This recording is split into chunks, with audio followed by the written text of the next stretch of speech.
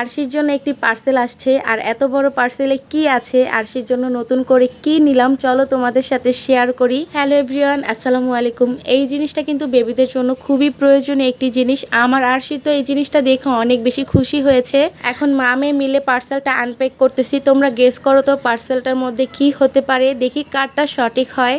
দেখো আমার দুষ্টু টুনটুনি পাখিটা একটুও পার্সেলটা ওপেন করতে দিচ্ছে না, তার মধ্যেই ও কেমন করতেছে। যাই হোক, তোমাদের আর কষ্ট করে গেস করে বলা লাগবে না, আমি কি নিয়েছি ভিডিওতে দেখতেই পেরেছো। এটা হচ্ছে বেবি ফিডিং চেয়ার। খুব ইচ্ছে ছিল আরশির জন্য নিব, অবশেষে নিয়েই ফেললাম। এই জিনিসটা কিভাবে সেট করতে হয় ভিডিওতে তোমাদের সাথে শেয়ার করতেছি। এই ফিডিং চেয়ারের কয়েকটা পিকচার আপলোড করেছিলাম, সেখানে অনেক আপুই জিজ্ঞেস করেছো এটা আমি কোথা থেকে নিয়েছি আর কিভাবে সেট করতে হয়, তাই ভিডিওতে দেখিয়ে দিলাম।